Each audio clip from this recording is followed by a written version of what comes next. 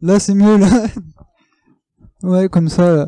Et donc, je disais que souvent, les gens n'osent pas poser les questions pendant les conférences, de peur, je sais pas, de plein de peur. Et voilà, la conférence d'aujourd'hui va être portée là-dessus. Toutes les questions que vous n'avez pas osé poser, bah, vous allez pouvoir les poser aujourd'hui. Hein, donc, on va commencer. S'il y en a qui ont des questions comme ça, qui leur viennent, ou qui ont préparé déjà des questions depuis longtemps et qui n'ont jamais eu de réponse, n'hésitez pas. Qui se lance en premier?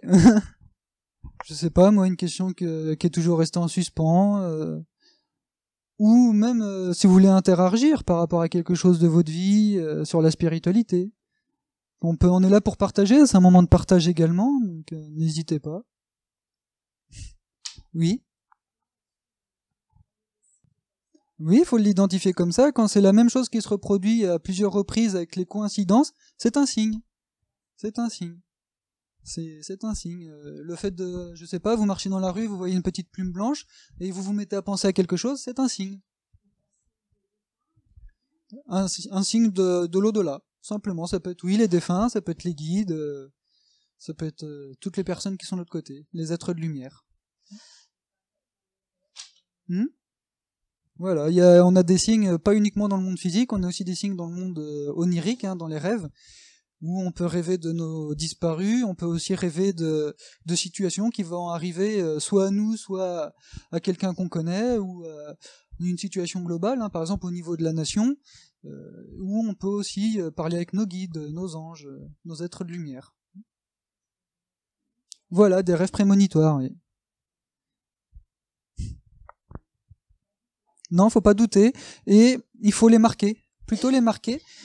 Pourquoi? Parce que quand vous allez marquer un signe, je sais pas, moi je dis une bêtise, mais on dit que vous rêvez d'un cheval, et que le cheval, ça correspond, je sais pas, à un accident de voiture, et ben à chaque fois que vous rêvez de ce cheval, vous saurez qu'il y a un accident de voiture, et que ça concerne quelqu'un. Eh ben c'est justement en voyant, par exemple, vous rêvez de ce cheval, mais ça vous perturbe au point que vous dites c'est un signe, et après vous observez ce qui se passe dans la semaine, dans le mois. Et puis vous marquez, et puis la prochaine fois, bah, c'est la même chose, et vous observez, et puis vous voyez que c'est tout le temps la même chose, et c'est comme ça qu'on sait que c'est un signe. Mais de rien. Oui. Une personne au fond. Bonjour. Bonjour. Voilà, je voulais savoir à quoi correspondait, parce que il y a des déjà-vus. Quand on a des déjà-vus, on s'en rappelle pas forcément.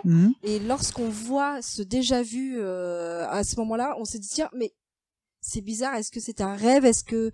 Comment ça se fait Non, c'est ce qu'on appelle des réminiscences de vie antérieure. Quand vous croisez des gens dans la rue, ou que vous vous sentez attiré par tel ou tel pays ou tel endroit, bah, c'est des réminiscences de vie antérieure. D'accord. Et si c'est vraiment des lieux, c'est la même chose? C'est la même chose. Ça se trouve que soit vous avez vécu dans ce lieu, soit il vous est arrivé un truc dans ce lieu. Je sais pas, soit vous êtes mort dans ce lieu, ou vous aviez, je sais pas, moi je dis vous étiez commerçant puis vous avez vendu énormément dans ce lieu, ou vous avez une réputation, des choses comme ça. D'accord, merci. Mais de rien. Simplement pour compléter par rapport à cette question, des fois on a l'impression, mais sur une fraction de seconde, d'avoir déjà vécu ce moment, un moment précis, comme une image. Et au niveau des scientifiques, enfin, certains l'expliquent en disant, mais c'est un décalage entre le cerveau droit et le cerveau gauche. Donc cette petite chose-là, cette petite fraction de seconde, est-ce que c'est quelque chose, effectivement, un décalage gauche-droite du cerveau, ou est-ce que c'est la même chose que quand vraiment des gens se trouvent à un endroit et disent mais j'ai l'impression vraiment d'avoir déjà vécu, ils ressentent vraiment au fond d'eux-mêmes cette sensation. C'est plus ça, c'est plus le fait d'avoir vécu cette vie-là et qu'on peut revivre la même chose. Parce que des fois, il y a de vie en vie, on revit certaines situations, et c'est pour ça qu'on se dit mais c'est du déjà vu, j'ai déjà vécu ça.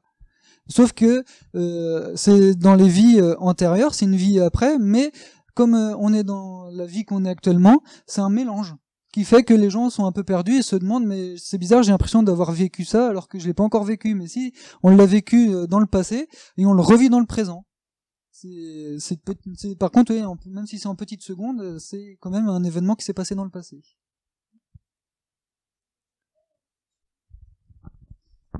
Le futur, vous l'avez pas encore vécu. Bonjour. Et les personnes que l'on voit dans nos rêves mais qu'on ne connaît pas, ça fait partie aussi des vies antérieures? Oui, ça peut faire partie des vies antérieures. Souvent, les gens dans les rêves qu'on ne voit pas, ça peut faire partie des vies antérieures, mais ça peut aussi faire partie, peut-être qu'on nous envoie des images de gens qu'on va rencontrer dans le futur. Ah, d'accord. Par rapport à un événement qu'on va vivre. Ok. Donc c'est là l'importance de marquer ses rêves, de les noter, et ensuite d'analyser ce qui se passe par la suite par rapport aux rêves qu'on a fait. Quand on arrive à s'en souvenir, parce que malheureusement, parfois, on se réveille, on a un pied en bas du lit et c'est déjà parti. Le fait, il faut activer sa mémoire, la mémoire des rêves, et des fois, pour l'activer, il suffit pas de marquer le rêve en entier, mais juste au début un petit mot-clé. Et à force de marquer un mot-clé, il y a des souvenirs qui vont venir, et au fur et à mesure des nuits qui passent, des mots-clés que vous marquez, la mémoire des rêves va s'activer, et vous allez vous rappeler de vos rêves. D'accord. Très bien, merci. Mais de rien. Oui, moi, à propos des guides, on dit qu'on a tous des guides, mais à quoi ils servent exactement? Comment on peut les ressentir? Comment on sait quand on fait quelque chose si c'est le guide ou si c'est nous? L'histoire des guides, j'ai pas trop. Déjà, le mot guide, ils servent, comme son nom l'indique, à nous guider simplement. Oui. Donc, ils sont là pour un peu, on a notre chemin qui nous est tracé, et les guides, ils sont les rembarres de ce chemin pour éviter qu'on puisse tomber dans le ravin. Ils sont là pour ça, ils nous envoient souvent des signes, énormément de signes pour dire qu'ils sont présents, et que eux, ils savent ce qui va nous arriver à l'avance, donc ils sont là pour nous prévenir, simplement. Et il faut être à leur écoute. Être à leur écoute, il y a plein de manières d'être à leur écoute. Soit on le comprend par les signes qu'ils nous envoient, je sais pas moi, des petites plumes, des oiseaux, des choses comme ça, soit à travers les rêves, soit à travers un ressenti intérieur, ou soit, je sais pas, ça peut aller jusqu'à entendre une voix du guide, ou on le voir carrément aussi, ça dépend. Et d'où ils viennent ces guides? Comment ils nous sont attribués par... Alors il y a les guides c'est des êtres vivants, enfin des hommes et des femmes, des gens qui ont vécu sur Terre et qui, quand on passait de l'autre côté, on demandait à devenir le guide de telle ou telle personne. Et donc ils vont à l'école là-haut et ils apprennent à devenir guide pour la personne en question. Mais les guides en général ils changent, dans notre vie on n'a pas tout le temps les mêmes guides. Pourquoi? Parce que les guides ils sont là pour une mission, pour un passage de notre vie. Donc quand le passage est fait, quand la mission est faite, le guide il s'en va et un autre guide prend la place. Alors les guides c'est souvent des gens qu'on a connus de notre vivant, ça peut être des gens de notre famille, des gens des amis, même des collègues de travail. Ça peut être également aussi des gens qu'on a connus dans des vies antérieures et qui ont décidé de rester là-haut pour pouvoir nous épauler sur Terre. Et puis ça se trouve après ça sera l'inverse. Le guide se réincarnera et puis vous deviendrez guide. Mais on en aura toujours? Toujours. Toujours. On en a toujours, on n'est jamais seul. Toujours, même là-haut, ça continue, ça s'arrête jamais. On a toujours quelqu'un à nos côtés, on n'est jamais seul, jamais. Il y a toujours un être de lumière qui est à nos côtés. Peu importe comment on l'appelle, guide, ange, peu importe. Il y a toujours un être de lumière qui est à nos côtés et qui veille sur nous. On peut en avoir plusieurs. On peut en avoir qu'un, on peut en avoir plusieurs, ça dépend de ce pourquoi on est venu sur Terre. De nos missions et puis de nos passages plus ou moins difficiles sur Terre aussi. Si on ne vit pas tout le temps que des belles choses, donc il y a des guides qui sont expérimentés là-dedans et qui nous aident à ce moment-là. Oui, au fond. Ça arrive que les animaux, oui, viennent pour aider les humains, oui. Ils peuvent être un guide, oui. Parce que quand j'ai pris donc mon chien, j'ai une amie qui m'a dit, enfin, la petite copine de mon petit-fils qui m'a dit, ce chien t'a été envoyé pour sa mission, c'est de te consoler, d'être avec toi, voilà. Et alors moi je me suis mis ça dans la tête et je me suis dit, mais enfin peut-être que je divague, quoi. Enfin, non, il y a des animaux qui nous sont envoyés. C'est possible, ça. C'est possible. Pourquoi des fois, je ne sais pas, vous avez pas d'animaux, et puis un jour, vous entendez, je sais pas moi, miauler dans votre jardin, il y a un chat, et le chat vous a adopté. Oui. C'est un signe, c'est quelqu'un qui vous envoyait ça là-haut. Le chat a accepté d'être le guide pour un moment donné. Même un chien aussi. Oui, un chien peut... Là, j'ai parlé du chat, mais c'est tous les animaux. Souvent, l'exemple le plus flagrant, c'est un couple qui veulent avoir des enfants, ils n'y arrivent pas, et comme par hasard, il y a un animal qui arrive dans leur vie, et puis l'animal il vit avec eux, puis un jour, il y a un enfant qui naît, et l'animal s'en va, simplement. C'est que le rôle de cet animal-là, c'était de préparer à la suite. Voilà. Merci beaucoup. Maintenant.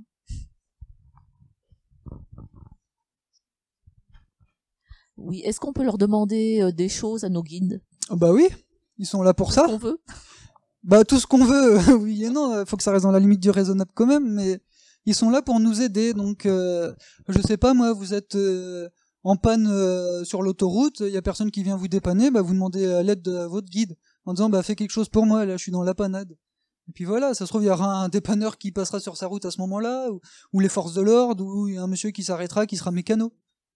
Voilà, c'est un signe. Et ça, on saura que c'est des signes de notre guide qui nous a entendus. J'ai une autre question un peu différente. Je voulais savoir, quand vous avez les photos sur la table, là, oui. Est-ce que vous voyez des photos de gens qui sont déjà réincarnés? Ça vous arrive? Non. Jusqu'à présent, ça m'est jamais arrivé. C'est ça que je me pose comme question. Quand la personne s'est réincarnée, elle a pu donner des messages. Par contre, ce que la personne peut voir à travers la photo, c'est le vécu que la personne a eu. Ouais. Donc le médium, il peut voir le vécu que la personne a eu, mais il n'y aura pas de message. Donc il y a des personnes qui sont réincarnées parmi les photos que vous recevez. On verra. Après, toutes les photos en général, les photos qui sont mises, les défunts ne sont pas réincarnés. C'est qu'ils attendent de l'autre côté d'avoir un message. Enfin, de donner des messages. Mais de rien. Oui. De nouveau, je voulais savoir, parce qu'on parle de l'au-delà, mais où les personnes, comment dirait-on, sont entre guillemets bienveillantes, mais est-ce qu'il existe aussi des mauvaises choses? Est-ce qu'il existe aussi... Pardon. Oui, il existe l'au-delà, c'est comme un immeuble, avec le premier, le deuxième, le troisième et ainsi de suite, mais il y a les sous-sols. Nous sur Terre, on est au rez-de-chaussée pour l'instant de cet immeuble. D'accord. Et quand, en fonction de la vie qu'on a eue sur Terre, les gens qui, je sais pas, qui ont été méchants et qui veulent pas changer, forcément, ils vont aller dans leurs vibrations. De toute manière, quand on quitte ce plan terrestre, on va dans les vibrations qui nous correspondent en fonction de la vie qu'on a eue sur Terre. D'accord, merci. Oui, quand vous saisissez une photo sur la table, oui. Comment expliquez-vous ce qui se passe? Est-ce qu'il y a une connexion, vous ressentez une connexion qui se produit, ou bien c'est la photo qui déclenche le processus? Comment vous expliquez ce phénomène? Ça dépend, c'est pas moi qui choisis en fait. C'est absolument pas moi qui choisis. C'est le défunt au moment où il est là et la photo apparaît. La photo sort du lot, mais... Il faut d'abord que le défunt soit présent. Oui, c'est le défunt qui, s'il veut donner le message, oui. Il y a, je sais pas moi, il y a comme une file d'attente avec un ordre de passage, et les défunts, au fur et à mesure qu'ils passent, leur photo est tirée. Donc la photo, ce n'est qu'un moyen de reconnaissance. C'est ça. D'accord, oui. C'est ça.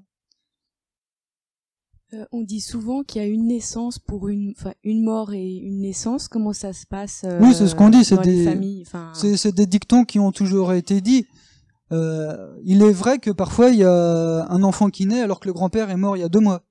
Et l'enfant qui naît, il a toutes les caractéristiques du grand-père. Il a les mêmes mimiques, il lui ressemble un peu. Et puis en grandissant, on s'aperçoit qu'il a un peu le même parler. Donc là, oui, ça peut être vrai, mais ça ne l'est pas tout le temps. La plupart des gens qui quittent ce plan-là nous attendent de l'autre côté. Donc, mais il n'y a pas de... Par exemple, si quelqu'un meurt et puis que un nouveau-né va s'apprêter à naître, est-ce qu'il va le voir? Est-ce qu'il va le... Les nouveau-nés voient tout l'au-delà. Ils communiquent avec les anges. Ils communiquent avec les défunts. Ils voient tout. C'est pour ça que des fois, les nouveau-nés, ils regardent jamais leur maman. Ils regardent ailleurs. Ou tout d'un coup, je sais pas, vous avez le babyphone et vous entendez le bébé qui semble parler à quelqu'un alors qu'il y a personne dans la pièce. Et c'est parce qu'il parle à un être de lumière qui est près de lui. Simplement. Ou je sais pas moi, au grand-père qui est décédé puis qui vient le voir depuis l'au-delà. Et c'est jusqu'à quel âge que les enfants ressentent Ça dépend. Après, si c'est sa mission, on va dire, de voir, il verra toute sa vie. Après, ça peut s'arrêter Je sais plus, jusqu'à 10 ans. Il y a pas vraiment d'âge. Il y en a c'est à 7 ans, il y en a c'est à 10 ans. Ça dépend de leur mission après par rapport à ce qui leur a été programmé. D'accord. Et est-ce que ça peut apparaître au milieu de la vie? Oui, ça peut apparaître au milieu de la vie. Des décès aussi font que les personnes s'ouvrent à la médiumnité. Ça peut apparaître, oui. D'accord. Merci. Mais de rien. Qu'est-ce que vous pensez des anges terrestres? Les anges terrestres. Pour moi, qu'on dit ange ou ange céleste ou ange terrestre ou être humain, pour moi, on est tous des êtres de lumière. Ouais. C'est un ange. Normalement, on dit qu'il n'a pas besoin de se réincarner. Il n'a même pas besoin de s'incarner du tout parce que l'ange, il n'a pas la même mission que nous. Donc, je sais qu'il y en a qui se disent anges de lumière, mais peut-être leur vibration est plus proche effectivement des anges. Mais ça reste ni plus ni moins d'abord des êtres de lumière vivant une expérience humaine. Et quelle est leur mission ici? Aux anges? Oui. Aux anges, c'est pareil, c'est la même mission que les guides, c'est de nous aider. Il y a un plan divin qui est prévu et qui est programmé, on va dire, pour que normalement tout le monde baigne dans l'amour universel, que la terre devienne paix, et eux, ils sont là pour travailler là-dessus. Merci. Mais de rien. C'est un peu comme si, je sais pas, nous on était les ouvriers, et puis là-haut c'est les cadres supérieurs, avec le PDG tout là-haut. Avec le bon Dieu qui est tout là-haut, qui est le PDG, et puis voilà, il donne les instructions, et puis chacun après gère jusqu'à nous, qui sommes les ouvriers. Oui, il y a du boulot. Oui. Oui, je voulais savoir aussi comment... pourquoi certains se réincarnent et et pourquoi d'autres ne se réincarneraient pas. Il y a des choses, le fait qu'on se réincarne pas, c'est parce qu'on doit vivre certaines choses encore dans l'au-delà, apprendre d'autres choses avant de se réincarner, ou on se réincarne de toute façon. Alors, de toute manière qu'on n'a pas appris toutes nos leçons sur Terre, on se réincarne. La raison pour laquelle certaines personnes ne se réincarnent pas tout de suite, c'est parce que oui, effectivement, elles ont encore des choses à apprendre de l'autre côté. Elles ont peut-être pas tout compris ce qui leur était arrivé sur Terre, et là-haut, ça leur permet de mieux comprendre. Et puis après, ça dépend de leur mission aussi, parce que l'évolution ne se fait pas que sur Terre, l'évolution se fait là-haut. Sur Terre, on franchit des paliers, mais là-haut, on franchit des sous-paliers. Donc, c'est pour la raison aussi que laquelle certaines personnes ne se réincarnent pas tout de suite. Et les gens qui ne se réincarnent plus du tout, c'est qu'ils ont compris toutes leurs leçons sur Terre et que ça y est, la vie pour eux sur Terre est terminée, ils continuent dans l'au-delà. Et si on va pas se réincarner, on n'a pas le choix. Au bout d'un moment, ils diront, même vous, au bout d'un moment, vous vous direz, si je veux évoluer, il faut que je revienne sur Terre. Alors après, oui, ça peut prendre le temps que ça peut prendre, Sur Terre, il peut se passer 100, 1000 ans, mais au bout d'un moment, on s'incarnera. Pour notre évolution, c'est obligé. Oui. N'ayant pas apporté de photo du défunt, est-ce que je peux inscrire simplement son nom? Oui, c'est pas moi qui choisis qui va venir, donc. Merci. Oui, je disais que est-ce qu'il faut vraiment avoir la foi pour ressentir des signes de l'au-delà ou des présences ou voilà. Non, être croyant en telle ou telle chose, non, non. Je connais des gens qui ne sont croyants en rien, ils ont des signes, ils savent les reconnaître, mais le fait de reconnaître les signes, ça ouvre une certaine spiritualité. C'est pas une croyance en tel ou tel dogme religieux, mais c'est une croyance plus générale, plus spirituelle. Mais il est pas nécessaire d'être croyant pur et dur pour avoir des signes. Non. Parce que je prends l'exemple que j'ai perdu une personne chère il y a une vingtaine d'années, et au début, il me semblait que j'ai eu un signe. Mais depuis, plus. Si, elle vous envoie des signes, mais c'est que vous les voyez pas.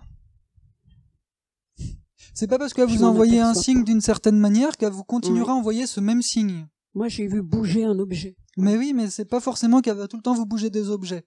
Même si elle l'a fait une fois, après elle peut le faire différemment, en vous envoyant des plumes blanches, en envoyant un oiseau se taper contre votre fenêtre, ou un oiseau qui vient très près de vous, ou je sais pas, moi vous croisez tout le temps sa couleur préférée partout où vous allez, des gens qui sont habillés de la même couleur, ou vous croisez son prénom qui est marqué sur un camion, ou des choses comme ça.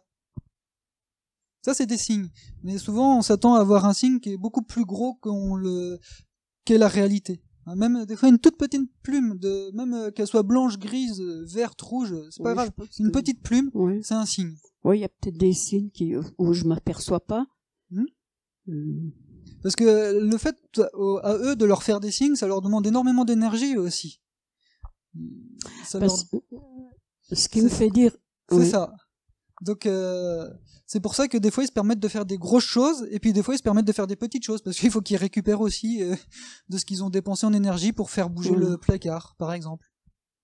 Et dès le début, donc cette personne s'appelait donc Bernard et puis peut-être 1 ou 2 mois après ou quelques mois après, j'ai rencontré une autre personne qui s'appelait Bernard. Bah voilà, bah c'est un signe de lui ça, voilà. Voilà. C'est un signe de alors lui. Je me dis, est-ce que c'est un signe ou alors est-ce que c'est la coïncidence, le hasard? Bah, la coïncidence, pourquoi est-ce que le monsieur qui est parti s'appelait Bernard et que vous rencontrez un Bernard, c'est un signe. C'est un signe. D'accord. Merci. De rien. Quand on décède, est-ce qu'on retrouve les défunts qui sont morts dans Oui, notre famille? on peut retrouver notre famille. Souvent, les grands-parents, souvent, ils nous attendent avant de se réincarner, sauf si leur mission à eux, c'est de se réincarner tout de suite parce qu'ils veulent apprendre plus vite. Donc, on retrouvera pas, par exemple, le papy, mais on retrouve toujours des membres de notre famille. Oui. Toujours. D'accord. Ou même des amis qu'on a connus, qui sont partis et puis qui sont restés là-haut. Okay. Bon, moi, je crois beaucoup, en tout cas, aux signes, aux synchronicités, mais il y en a une où j'aimerais bien avoir votre point de vue. Justement sur les oiseaux qui se cassent la figure devant ma baie vitrée. Moi, je me dis simplement que mes vitres sont propres, qu'ils ne voient absolument pas mon vitrage, et en fait, ça n'arrête pas. Donc, qui désire me parler? Eh ben, quelqu'un de l'au-delà. Oui, mais qui? Je ne sais pas, là, comme ça, je ne sais pas, mais quelqu'un de l'au-delà. Moi, je veux bien, c'est peut-être votre guide. C'est peut-être votre guide qui vous dit, coucou, je suis là. Peut-être que vous avez vécu une situation et que vous, je sais pas moi, que vous ne voyez pas l'issue de cette situation. Non, je suis plus dans cette démarche-là. Donc, je sais que je suis accompagnée, guidée, mais là, précisément, qui chercherait en tout cas à, et comment interpréter le fait que c'est le choc contre la baie vitrée? Eh ben parce que c'est un signe. Pourquoi un oiseau viendrait se percuter comme ça tout le temps régulièrement dans la même fenêtre? C'est un signe. Après, dites à votre guide que vous avez reconnu que c'est un signe de lui et vous verrez les oiseaux se comporteront différemment la prochaine fois. D'accord.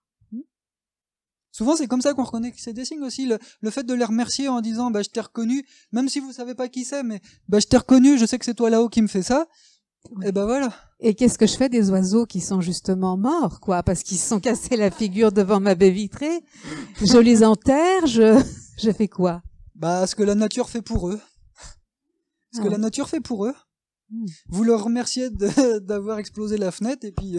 D'avoir perdu leur vie pour moi? Merci pour le chèque que vous allez faire pour réparer la fenêtre qui est cassée, mais voilà, quoi. Ça marche. Non, mais vous les remerciez, et puis après vous pouvez leur dire, mais arrêtez de m'envoyer des oiseaux, j'ai compris que c'était vous, simplement. Envoyez-moi autre chose. Voilà. Voilà. Je peux leur demander de l'argent. C'est ça. Faut leur dire, c'est pas vous qui sortez le chèque à la fin du mois, quoi. Bonjour. L'été passé, j'avais une pie qui est venue 3 jours sur mon épaule. Et j'ai appris qu'un ami était décédé. J'ai tout de suite pensé que ça devait être lui. C'est juste? Ah oui, c'est juste. Souvent, les gens, quand ils quittent ce monde, dès qu'ils sont arrivés de l'autre côté, ils envoient automatiquement des signes pour dire, mais je vais bien, je suis en paix, je souffre plus. La raison pour laquelle, des fois, des gens me disent, ou même disent à d'autres personnes, mais j'ai pas de signe, j'ai rien, je viens en conférence, il se passe rien, j'ai beau mettre la même photo, il me parle pas, il me fait la tronche. Mais non, c'est que là-haut, peut-être qu'il a eu une vie assez dure, et là-haut, il est en train de réparer cette vie assez dure. C'est-à-dire, là-haut, il y a comme un hôpital, et il est soigné. Parce qu'il faut savoir que sur Terre, quand on souffre d'une maladie ou de tout autre problème, il n'y a pas que le corps physique qui souffre, il y a l'âme aussi. Et du coup, il faut réparer cette âme-là, puisque de l'autre côté, c'est un monde de paix. Donc, il faut réparer cette âme-là. Et c'est pour la raison pour laquelle, des fois, les défunts ne répondent pas tout de suite. C'est pour ça que certains guérisseurs ne peuvent pas guérir les maladies, mais ils guérissent l'âme. C'est ça. Avant de partir. C'est ça. Ils guérissent l'âme. De toute manière, avant de guérir le corps physique, c'est l'âme qui est guérie, parce que tout vient dans la matière. Du plus subtil au plus dense. Merci. De rien. Et c'est pour ça, c'est vraiment important, mais de se dire, c'est pas parce que je mets des photos qui vient pas qui me fait la goule, ça non. Qui veut pas me parler, ça non. C'est parce que soit le moment n'est pas choisi pour qu'il parle, parce que soit ils savent là-haut que le message qu'il donnera ne sera pas, la personne ne sera pas réceptive au message, soit parce que la personne, enfin qui est de l'autre côté, sera en cours, je ne sais pas moi, avec des guides, parce que là-haut on apprend aussi, donc elle sera en apprentissage, soit elle sera dans cet hôpital pour être soignée. Mais, voilà. J'ai une question, une autre, dans le sens où lorsqu'il y a un décès, est-ce que la personne qui décède est forcément accueillie ou est-ce qu'elle peut se retrouver dans le noir ou être toute seule ou bien est-ce qu'elle peut voir voilà, est-ce qu'on peut lui tendre la main, est-ce que il y a plusieurs cas de figure dans cette question-là. La plupart des défunts sont accueillis. De l'autre côté, hein, déjà même, enfin moi j'ai travaillé en EHPAD, voilà, je l'ai vu, hein, des personnes âgées qui disaient ah bah j'ai un tel qui vient me chercher ou machin, ils le voient, donc ils savent qu'ils ne sont pas tout seuls. Mais il y a des personnes qui n'ont pas pris conscience qu'elles avaient quitté le monde physique. Suite à un accident de la route, par exemple, le choc a été brutal et la personne, bah elle a continué de vivre. Il n'y a pas eu la séparation comme une mort, on va dire normale, hein, où on sait qu'on quitte le corps. Là, la séparation s'est faite brutalement, très rapidement, et la personne n'a pas compris qu'elle était partie. Donc là, c'est le travail des gens de leur faire comprendre, t'es de l'autre côté, maintenant avance, va vers la lumière. Et puis il y a des gens, ils n'ont pas envie d'avancer tout de suite vers la lumière. Donc ils restent dans les lieux qu'ils ont connus.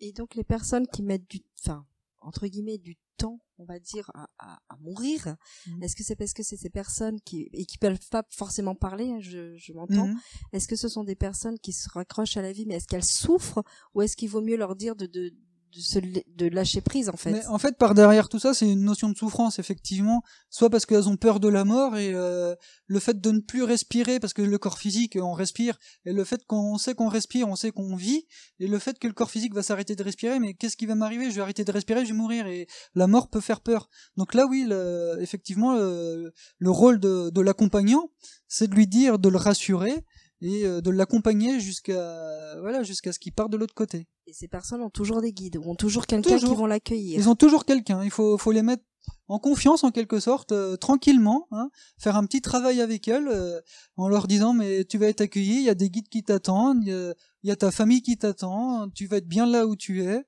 Hein, parce que c'était une question que je m'étais posée, parce qu'en accompagnant certaines personnes, de leur dire lâchez prise, n'ayez pas peur, on va vous accueillir. Si j'avais peur qu'il y ait personne, ça serait un petit peu. Et souvent aussi, la raison pour laquelle les gens ne veulent pas partir, c'est qu'ils veulent se raccrocher.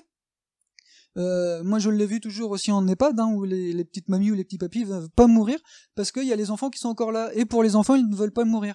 Donc là, le but, c'est de leur dire, mais maintenant, vous inquiétez pas, ils sont grands, vos enfants, ils sont protégés, ils vont être bien. Puis vous, de là-haut, vous allez pouvoir être en paix et puis vous allez pouvoir leur communiquer, hein, leur faire des signes. Merci beaucoup. Mais de rien. Voilà. Je ne vous connais pas, hein, c'est la première fois que je vous entends, mais j'ai rencontré quelques médiums et je me sens très interpellée par le fait que même dans ce monde-là, il y a des personnes qui transmettent la peur plutôt que l'amour. Par exemple, j'ai eu une expérience où une personne avait été voir quelqu'un et ce médium lui avait dit qu'elle était habitée ou comment dire, incorporée par les âmes du bas astral. Ça fait peur, quoi, hein. C'est peut-être est-ce vrai, oui, c'est la manière de le dire des fois qui fait peur. Qu'est-ce que c'est que les âmes du bas astral? Les âmes du bas astral, c'est comme je disais tout à l'heure, l'au-delà est fait en immeuble. Nous sommes au rez-de-chaussée et quand on va dans la lumière, on va dans les étages supérieurs, mais il y a les étages inférieurs aussi qui existent. Mais en général, ces entités-là qui sont dans le bas astral, c'est des gens qui ont une vie mauvaise, quoi, qui ont décidé déjà sur Terre de faire que du mal. Je connaissais cette personne, c'est pas le cas du tout. Et pas la personne qui est vivante, les personnes qui sont mortes. Si la personne qui est vivante a s'est fait incorporer par une entité du bas astral, c'est ce que vous me dites.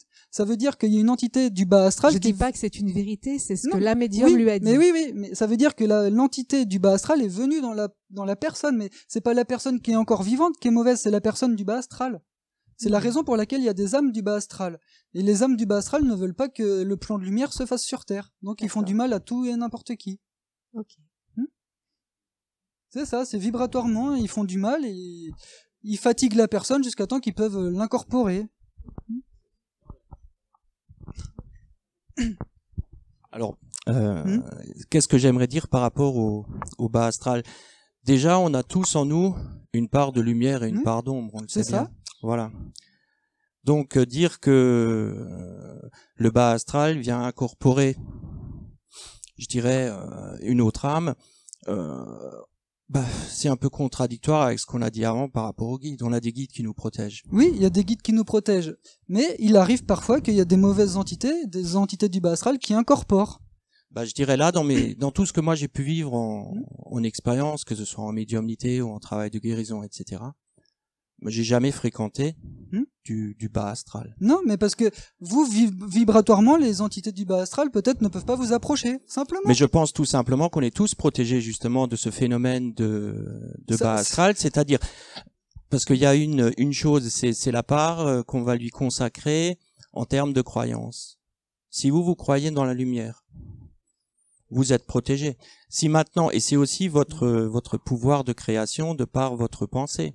Si vous commencez à alimenter une croyance comme quoi, je dirais, une entité malveillante puisse vous incorporer, à un moment donné, ce phénomène, vous allez peut-être juste le créer, ne serait-ce que par votre pensée. Donc ça, c'est quelque chose qu'il faut bien savoir. Donc si on veut se mettre en danger, vous allez vous mettre en danger tout simplement parce que c'est une expérience que vous voulez vivre. Votre guide va vous regarder faire, il va peut-être vous envoyer un signe pour que vous n'ayez pas cette pensée, mais si vous l'avez, cette pensée, vous allez la créer, et vous allez créer ce que vous allez vivre. Donc ça, il faut quand même le savoir. Donc de dire qu'on est clairement exposé à quelque chose de diabolique et qu'il faut et qu'on a besoin, et c'est là où souvent les médiums viennent aussi nourrir leur propre ego, c'est ce que je pense moi, c'est tout simplement en faisant peur aux gens et en disant attention, si tu veux aller quelque part, tu as absolument besoin que moi je te tienne la main. Voilà. Donc excuse-moi, c'est quelque chose que moi je crois et que je le vivre et que je le vis et que je le partage aussi avec les gens qui viennent me voir. Mais vous avez raison de l'exprimer, c'est votre façon de penser. Après, les cas on va dire, de possession comme ça, c'est très rare. Oui, la plupart du temps, on est protégé. Les seuls cas, moi, je parle à mon expérience aussi, que j'ai pu voir ça, c'est des gens qui ont subi un choc émotionnel et là, l'entité a pu rentrer. Mais en général, on la fait ressortir et c'est parti. Mais effectivement, c'est très rare. Moi, j'en ai dû en voir peut-être que 2 dans toute ma vie que j'ai eue jusqu'à présent. Mais voilà. Et parler d'incorporation précisément, moi je vois pas rentrer quelque chose dans quelqu'un. C'est plus une énergie qui vient rentrer dans vos corps, je dirais. Petit par petit, elle peut rentrer. Qui rentre dans vos corps subtils. Donc ça rentre un peu dans vos corps énergétiques éventuellement parce que c'est une vibration. Mais dans le corps physique, il y a rien quoi. Mais non, oui. Là, ce sont après des croyances qu'on nourrit aussi. Donc il faut un peu lâcher ce côté aussi un peu je dirais d'avoir peur, etc. quoi. Je veux dire, si vous y allez avec le cœur ouvert, avec une bonne intention, il peut rien vous arriver. Quoi. De toute manière, oui, comme je l'ai dit tout à l'heure, les guides nous protègent. Et oui, moi je l'ai vu, c'est très rare, mais ça existe quand même, mais c'est très rare. Après, c'est parce que les gens, souvent, ils ont fumé de la drogue ou des machins comme ça, qui a permis, parce qu'on a notre libre arbitre, les guides nous protègent. L'alcool, les trucs comme ça, quand on en abuse, au bout d'un moment, la protection se... Ouais, c'est ce que je dis, on crée le phénomène. Voilà. Mais, donc c'est pour ça que c'est très rare au final. Voilà. C'est très rare, mais ça existe quand même. Mais je pense qu'il faut quand même faire la part des choses entre tout ce qu'on peut des fois entendre, de protection qu'il faut faire. Si on a envie de faire de l'écriture automatique, allez-y, essayez.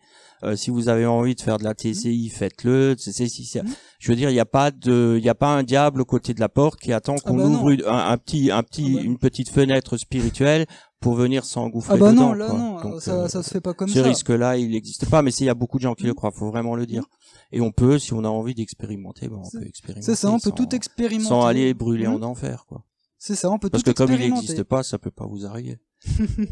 Non, l'enfer comme il est décrit, non, n'existe pas, non. C'est juste, comme je disais, là, l'immeuble, c'est vibratoire, hein, c'est ça. C'est très vibratoire, mais et c'est pas parce qu'une âme est dans le bas astral qu'elle restera à l'éternité dans le bas astral. Il suffit qu'elle comprenne la lumière et puis elle monte, hein, simplement. Simplement. Oui. Oui, moi j'aimerais témoigner toujours à ce sujet d'une paire de personnes qui sont squattées, pas forcément par du bas astral, mais par des ancêtres, par exemple.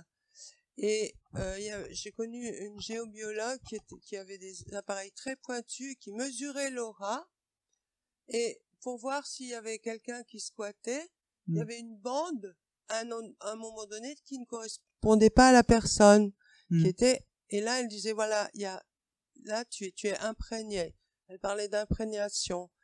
Et elle faisait partir cette imprégnation par des prières, notamment, je crois que c'était la prière de Saint Jean, pendant plusieurs soirs, et dire à l'entité d'aller vers la lumière et tout ça. Et les personnes, une fois qu'elles libéraient de ces entités, ça pouvait être la grand-mère, le grand-oncle, tout ça, et ben elles étaient complètement transformées. Elles pouvaient vraiment être dans elles-mêmes dans la vie. Donc il faut pas dire que c'est quelque chose qui n'arrive pas. Ça peut être très courant, même si c'est pas très grave. Mais et après... les bébés sont très fragiles là-dessus. Les bébés, par exemple, s'il y a une fête de famille et puis que on parle d'un oncle ou d'un défunt de la famille qui est parti il y a pas longtemps, on entend le bébé qui hurle parce que c'est ce que je disais tout à l'heure. Imprégné. Oui. Mais c'est pas pour autant que le bébé il est incorporé par le papy qui est mort. C'est juste qu'il le voit. Ouais, n'empêche que cette personne qui nettoyait comme ça les auras des gens, elle en rencontrait beaucoup.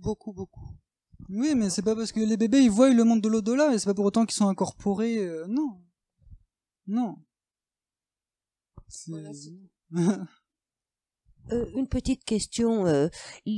Toutes les mauvaises personnes, genre pédophiles, ils vont où ceux-là?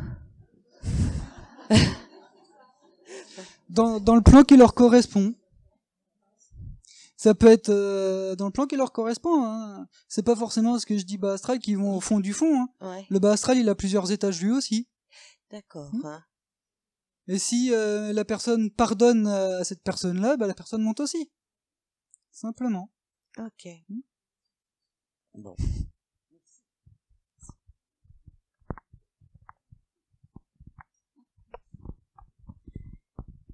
Au sujet des signes, il m'arrive d'avoir des plumes ou des petites pièces, et à un moment donné, le soir, quand il est un peu tard et que je me décide pas à aller me coucher, j'ai des bruits toujours au même endroit dans ma pièce, des coups de nez. Est-ce que vous pensez que c'est un signe?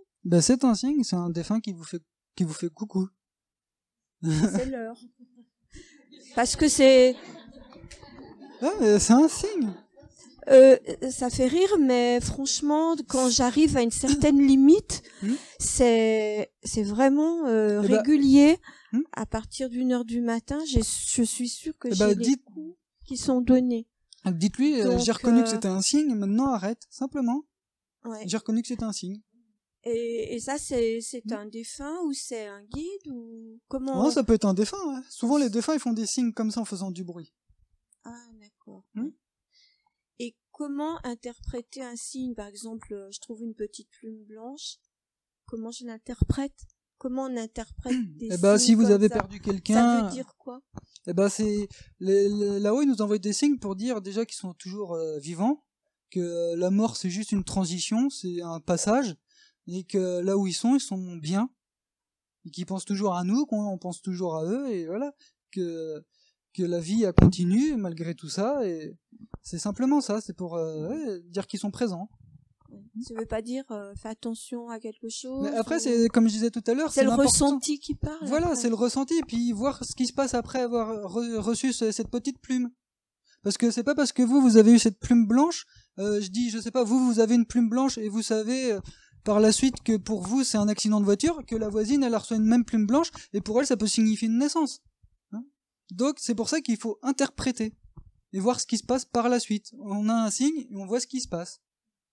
Et des fois ils font juste des signes pour l'amour inconditionnel, pour dire qu'ils sont là, qu'ils sont bien. Voilà, c'est un petit clin d'œil, qu'ils nous aiment et qu'on les aime et puis voilà. Ouais, ça m'arrive assez souvent. J'ai 2 plumes à la maison, je peux pas me séparer. Je sais pas pourquoi, je les garde et j'arrive pas à m'en séparer. Il faut les garder si vous voulez. Non. Ils vous voient, ils vous entendent, oui. Oui.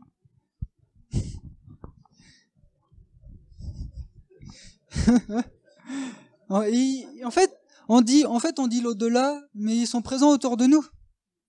Ils sont présents autour de nous, sauf que c'est la vibration, c'est la fréquence. C'est comme une radio. Vous changez la fréquence, vous changez de radio. Enfin, je sais pas, vous allez sur Alouette, MFM et ainsi de suite. Et ben là, c'est pareil. Mais ils sont présents. Ils sont présents. Bah, ils sont dans le monde de l'esprit, ils vivent dans l'esprit. Enfin, donc oui, ils sont partout à la fois. Ils sont partout, ils peuvent être partout.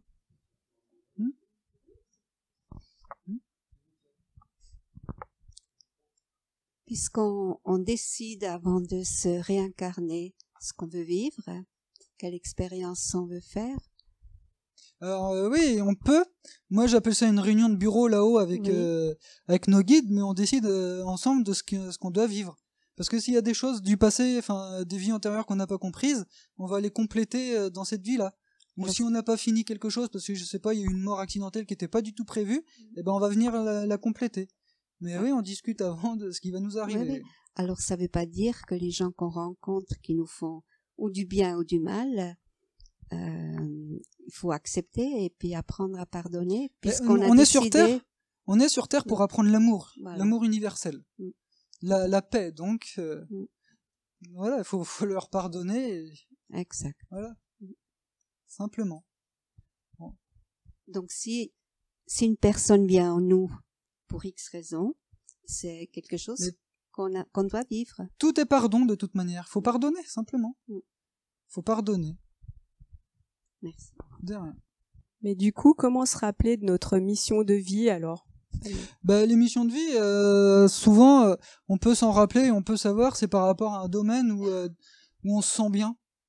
Où on se sent bien, ou je sais pas, qu'on a toujours voulu faire depuis qu'on est tout petit, puis qu'on a réussi à réaliser. Mais c'est souvent un domaine où on se sent bien. Je sais pas, moi, si vous travaillez en usine mais que ça vous plaît plus et que, je sais pas, vous pensez à l'art tout le temps vous pensez à l'art, et ben c'est que c'est votre mission de vie d'être dans l'art. Ou si vous pensez aux personnes âgées, c'est que c'est votre mission d'être... Mais voilà, c'est comme ça. D'accord. C'est quelque chose où on se sent bien, où on se sent attiré. Et souvent on n'ose pas et on continue dans notre chemin, il nous arrive que des bricoles, jusqu'à temps qu'on comprenne qu'il faut qu'on dévie de chemin. D'accord. Donc on peut pas la louper. C'est ça. Ou alors si on la loupe, on la recommencera la vie d'après. On dit qu'un enfant, avant sa naissance, choisit ses parents. Est-ce que c'est vrai ou pas? Mais on choisit tout, comme on choisit notre mission. Donc soit les guides ils disent, vous allez aller dans telle famille parce que ça sera mieux pour votre apprentissage. Ou soit, je sais pas, moi, on décide, tiens, moi je veux vivre dans une famille de riches et puis comme ça je naîtrai avec une cuillère en argent dans la bouche, voilà. Oui, mais si c'est l'inverse, par exemple, un enfant qui naît dans une famille pauvre, il aura choisi de naître... parce que peut-être qu'il a une mission par rapport à la pauvreté, peut-être qu'il doit comprendre la pauvreté, et peut-être qu'après cet homme-là, après avoir compris la pauvreté, je sais pas moi, il fera des grandes choses. Je sais pas moi, comme l'abbé Pierre, Coluche, des choses comme ça. On a des missions, donc on est là pour quelque chose. Il faut le réaliser.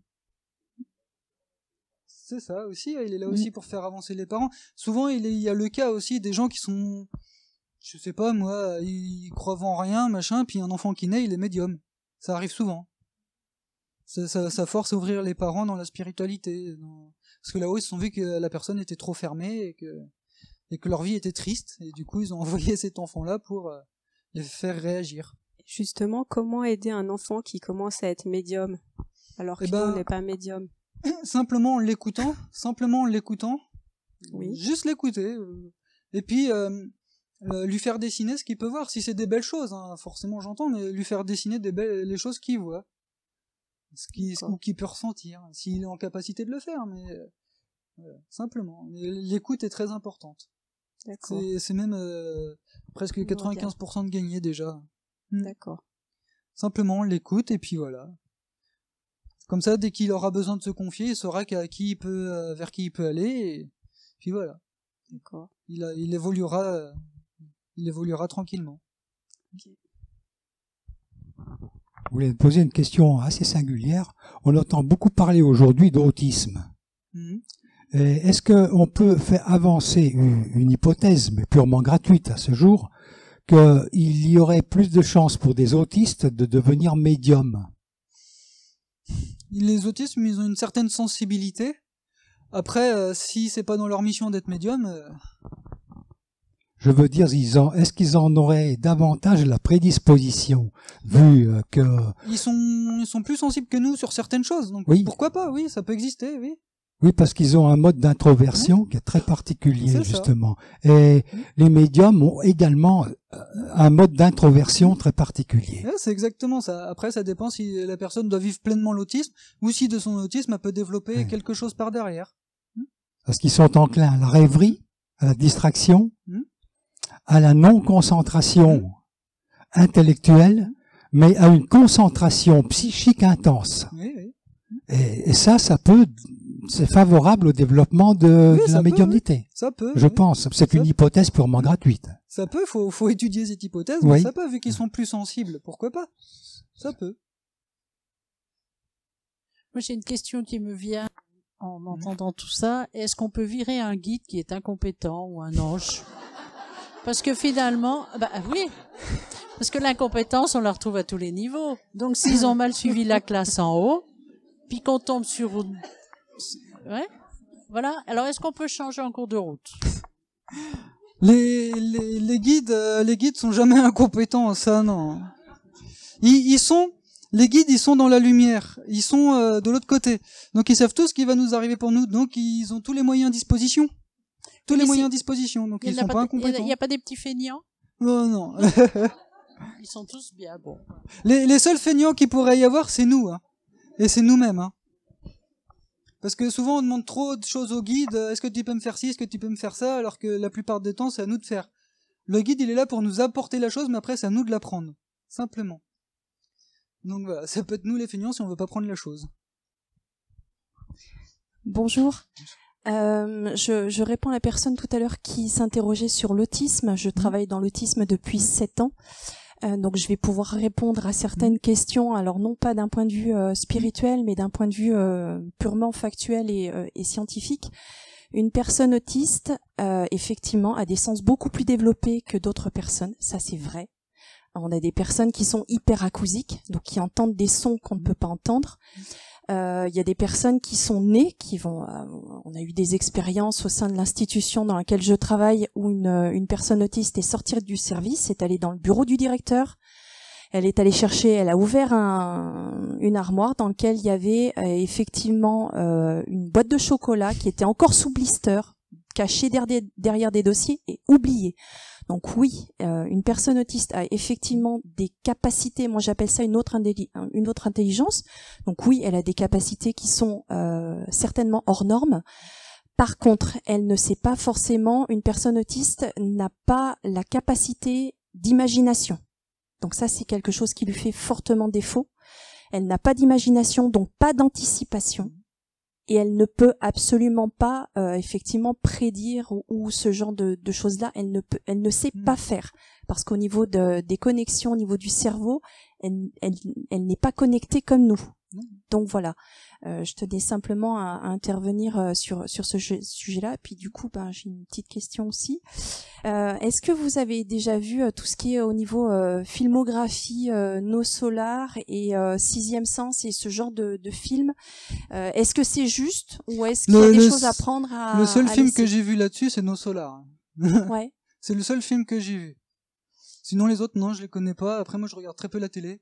Mais non, le seul film, oui, ça représente assez bien. Ça représente effectivement ça. représente assez bien. D'accord, très bien. Oui, même le début, une personne qui va dans le bas astral peut monter dans la lumière. Il suffit qu'elle comprenne l'amour, qu'elle comprenne, le fait de comprendre, on monte. Hein. Je voudrais vous demander si les chiffres ont une importance, ou est-ce que c'est le hasard? Je me suis mariée le 16 juin et mon père est décédé le 16 juin. Je suis née un 19 et ma mère est décédée le 19 mars. Après, oui, ça peut être de l'importance comme pas. Peut-être que avant de venir sur Terre, vous avez décidé de ces dates-là. Moi, je me réincarne tel jour, tu meurs tel jour. Tout est possible. J'avais supposé que mon père m'avait laissé un message. Après, dans les messages, il existe beaucoup les heures miroirs aussi. Ça, c'est des signes de eux, souvent. Mais après, moi je sais, j'ai la même chose dans ma famille, hein, où j'ai quelqu'un qui est né le 25 et l'autre qui est mort le 25. C'est comme ça tout le temps. Et voilà, c'est peut-être parce qu'il y a un chemin de vie qui correspond, il y a quelque chose qui correspond à ces dates-là. des dates fatidiques. Peut-être que dans des vies antérieures, ces gens-là sont morts à ces dates-là, et que du coup, ils ont revécu ça. Il y a tout un tas d'explications possibles par rapport à ça. Ouais, ou se rappeler de la personne, voilà. Il y a tout un tas de choses.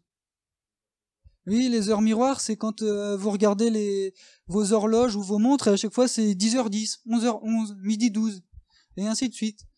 Ça, c'est des heures miroirs. Pourquoi à chaque fois on tombe dessus? C'est parce que c'est un message. Alors là, c'est pareil, c'est à vous aussi de l'interpréter. Est-ce que c'est un défunt qui vous fait ça? Ou est-ce que c'est un message d'avertissement par rapport à quelque chose? Regardez l'heure miroir si vous tombez sur une heure miroir, et après, voyez ce qui se passe par la suite. Hein? Ça, c'est des signes qu'il faut aussi savoir reconnaître. C'est des signes. Souvent, je tombe sur ce chiffre, 1949. Eh ben, c'est que c'est un signe. Bon, je dévoile mon âge, excusez-moi. Eh ben, après, essayez de chercher pourquoi, pleinement. Ouais. Essayez de chercher pourquoi, pleinement, et puis vous trouverez. Après... Tous ces signes-là, en fait, c'est individuel. C'est individuel, donc c'est une interprétation qui est individuelle. Simplement. C'est pas parce qu'une personne, comme tout à l'heure, va avoir 11h11 qui va arriver la même chose à l'autre personne qui a vu 11h11. Non. Absolument pas. Donc là, il faut chercher avec 1949. Pourquoi et souvent, je tombe aussi sur des chiffres, le 3. Je sais pas, enfin, j'ai une fille qui est née un mercredi, donc 3e jour, le 3 mars, le 3e mois de l'année. Elle est née à 3h15 et elle pesait 3,3 kg. Et je me dis, ben tiens, il faut que je joue les 3, mais malheureusement, j'ai jamais gagné. Bah peut-être ça a une signification particulière qu'il faut chercher simplement. Ou peut-être ça veut dire que c'est les guides qui font ça simplement. Faut chercher. Souvent ils nous envoient des signes et après c'est à nous de chercher pourquoi ils nous envoient le signe. Est-ce que pour recevoir des messages, la TCI n'est pas un des meilleurs moyens? J'ai pas compris, excusez-moi. Est-ce que pour recevoir des messages, la TCI n'est pas des moyens les plus faciles, quoi? On peut recevoir des messages de tout. Il existe même maintenant la transcommunication hypnotique. Il existe toutes sortes de choses. Toutes sortes. Oui, la transcommunication instrumentale, oui, on peut recevoir des messages.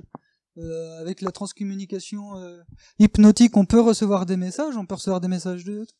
Il suffit de travailler sur le sujet pour avoir, je sais pas moi, un boîtier, un objet qui peut transmettre les messages de l'au-delà et ça marche. Hein. Ouais, parce que c'est pas toujours facile, parce que par moments c'est un petit peu la foire.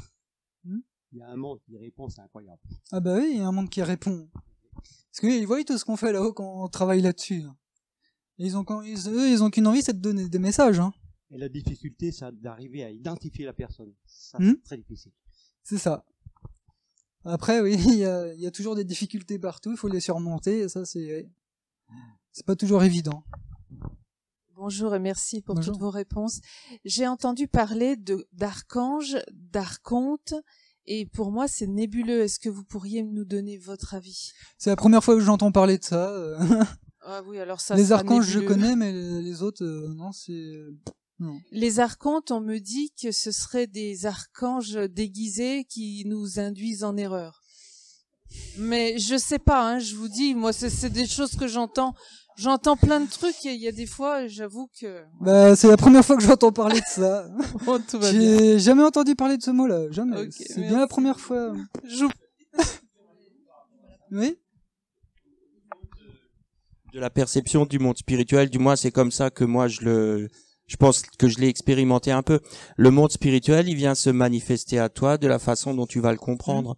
Quelqu'un qui veut voir l'archange Michael, il verra l'archange Michael.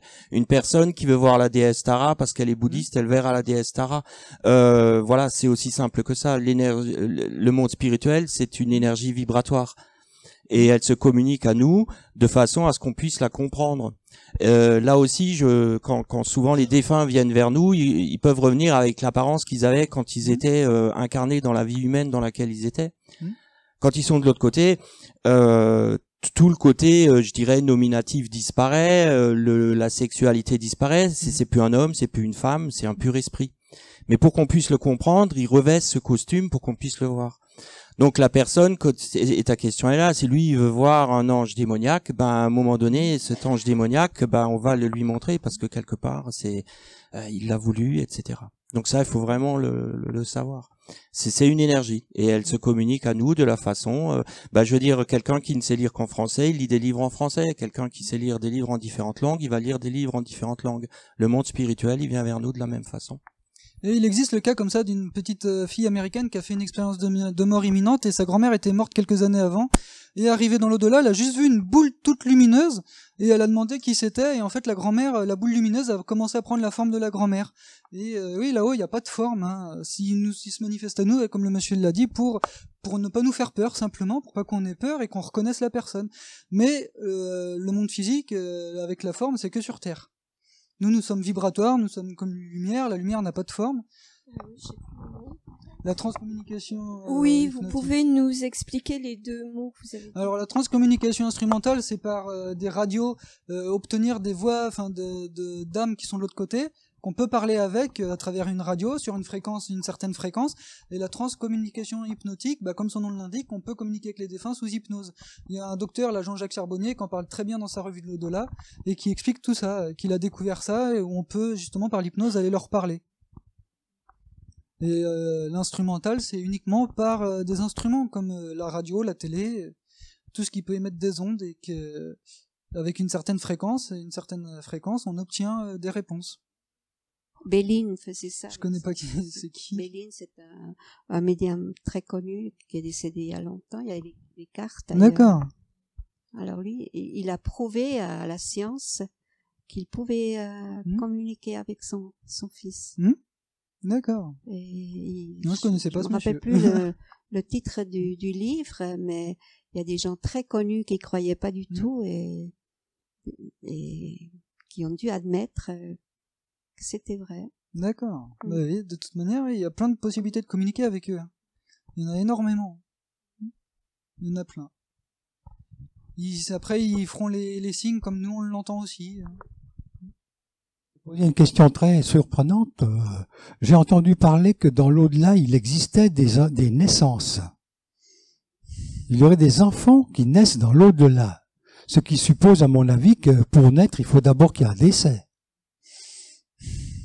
Alors, qu'est-ce que vous en pensez? De toute façon, la création, elle a créé toutes les âmes, elle en crée, oui, certainement d'autres. Après, dire dans l'au-delà, les âmes il est créé, mais les âmes s'incarnent sur Terre. Après, dire pourquoi est-ce qu'il y a des âmes qui vont uniquement s'incarner dans l'au-delà sans passer par la Terre, à moins que ce soit par la suite des êtres de lumière très évolués qui n'ont pas besoin de passer par la case Terre. Mais dans ces cas-là, c'est pas des naissances comme on l'entend par le mot naissance. Je voulais juste rebondir sur ce que vous venez de dire. J'ai été interpellée par un livre sur lequel je suis tombée qui s'appelle « Ces enfants de lumière qui naissent dans l'au-delà ». Et c'est justement ce que vous venez d'expliquer. Et c'est aussi des témoignages qui ont eu lieu, par exemple, pour rassurer des mamans qui ont perdu un enfant à l'âge de 20 ans, 25 ans, et qui leur ont dit « Mais maman, j'ai fait ma vie, j'ai rencontré quelqu'un dans l'au-delà et j'ai eu un enfant. » Voilà. Je voulais rebondir là-dessus parce que c'est quelque chose qui m'a beaucoup interpellée quand même. C'est vrai que ça amène à beaucoup de questions. Ouais, oui, parce qu'après, c'est pas la naissance comme on l'entend sur Terre. Non, pas du tout, non. Donc, oui. Il n'y a pas que la Terre pour faire une expérience de vie d'incarnation. Exact. Donc ça peut très bien être aussi cette âme qui est partie, qui a vécu une autre expérience dans un autre univers, qui a eu des enfants, ça peut être ça aussi. Oui, parce qu'il n'y a pas que la Terre comme école. Il n'y a pas que la Terre ah bah non. Spirituelle. C'est vraiment... Après, oui, il y a d'autres formes de vie ailleurs que sur Terre, effectivement. Après, oui, le mot de l'au-delà, c'est très vaste aussi, hein. Comme on peut l'employer, c'est très vaste. Hein. C'est même un mot qui ne devrait pas exister, même. Bonjour. Est-ce que quand on est médium, justement, on a une vision universelle des différents niveaux où on peut se réincarner? Parce que quand vous dites on va se réincarner sur Terre, si on n'est pas dans le savoir comme vous, comment est-ce qu'on peut s'imaginer quand on a d'autres vies à vivre où on a la possibilité de les vivre? Vous voyez ce que je veux dire? Comment on peut se les imaginer, nous, terriens? Justement, tout le rôle des guides est là, justement, pour nous faire comprendre ça aussi, à travers les rêves. ou à travers des pensées, je sais pas, que vous aviez eues depuis toute petite, qu'il existe un autre monde ailleurs.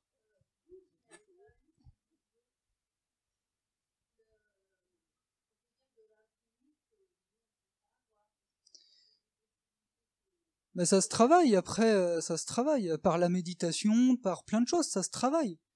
Même une personne lambda peut savoir, il suffit juste de travailler sur ce sujet, simplement.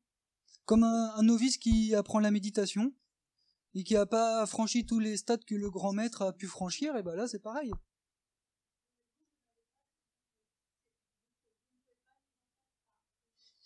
Ben, c'est-à-dire, parce qu'on se réincarne sur Terre pour...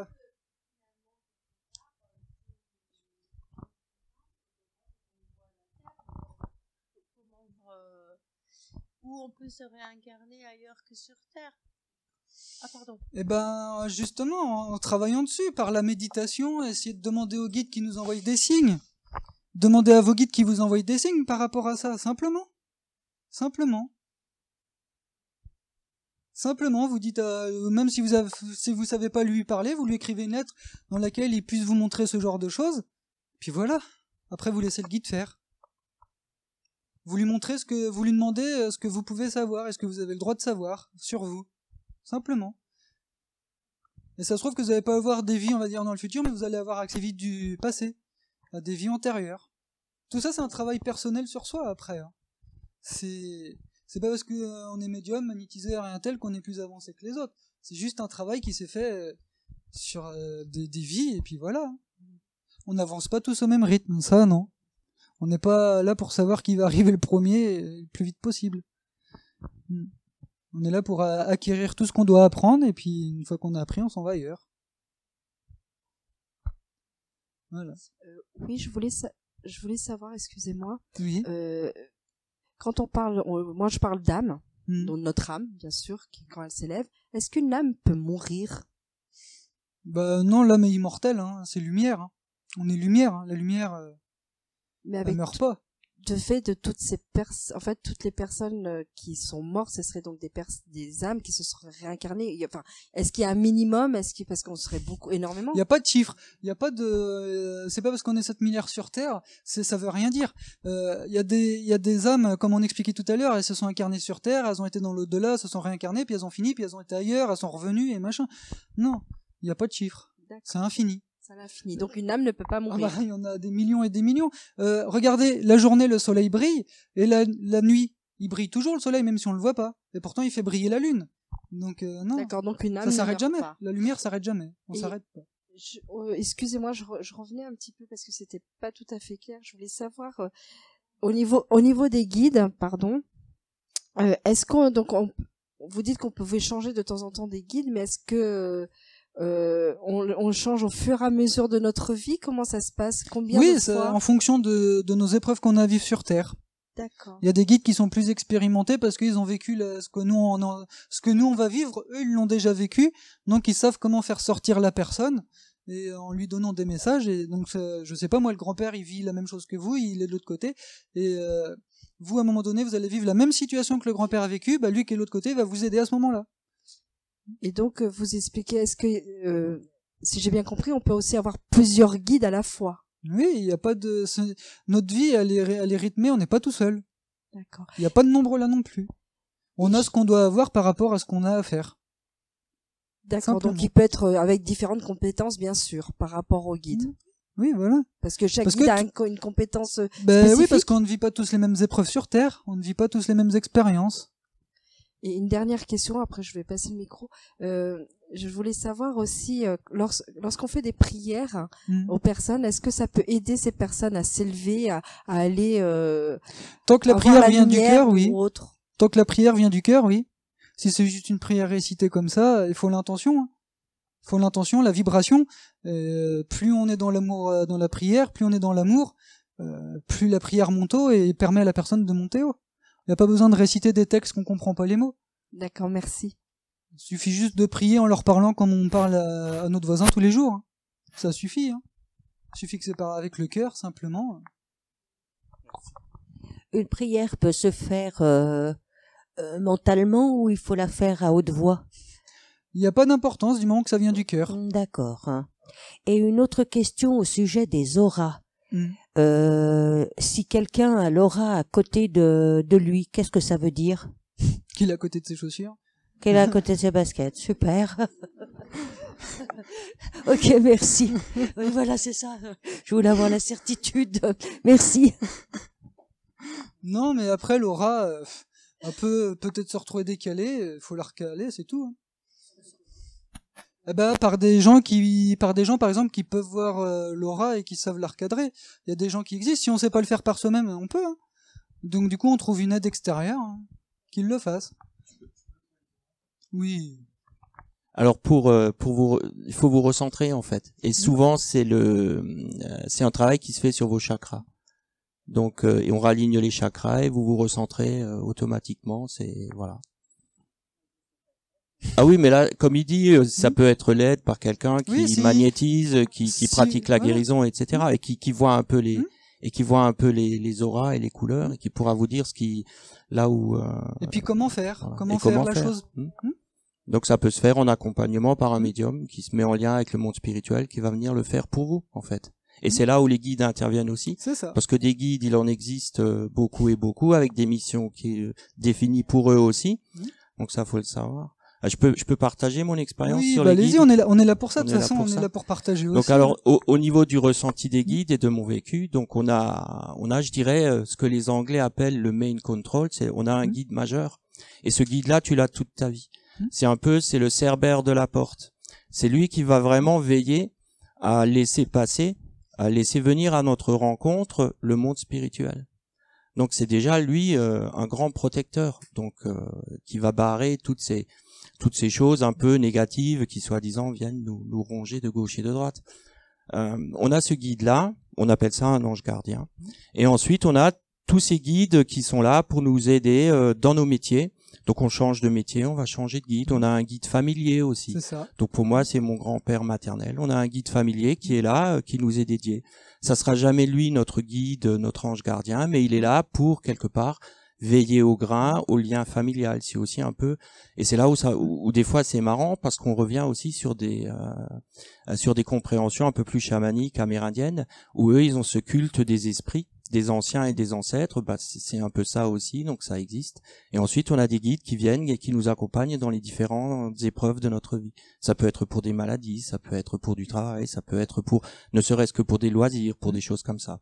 Quelqu'un qui est créatif, qui veut peindre, qui veut écrire, il aura forcément un guide à un moment ou à un autre qui l'accompagnera dans cette démarche pendant le temps où il va le faire. C'est ça. Et les guides, c'est vrai, évoluent. D'ailleurs aussi, ce que j'ai eu en vraiment se connectant à des guides et en leur parlant, à un moment donné, ils te disent, mais tu sais, nous, on sait pas tout non plus, parce que nous aussi, on est guidés. C'est-à-dire que on a les guides dont on a besoin maintenant, mais eux, ils sont guidés aussi. Donc, ça laisse vraiment percevoir, je dirais, un peu la multiplicité et la multidimensionnalité du monde spirituel. En nous faisant évoluer, voilà.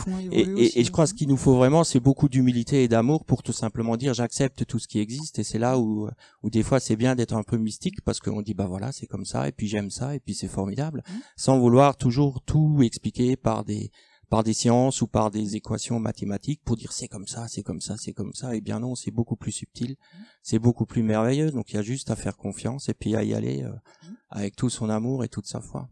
C'est ça. Les guides en nous guidant, ils évoluent aussi. En nous faisant évoluer, on leur permet d'évoluer aussi. Et c'est pour ça qu'à un moment donné, on peut aussi se retrouver leur guide à eux et ainsi de suite.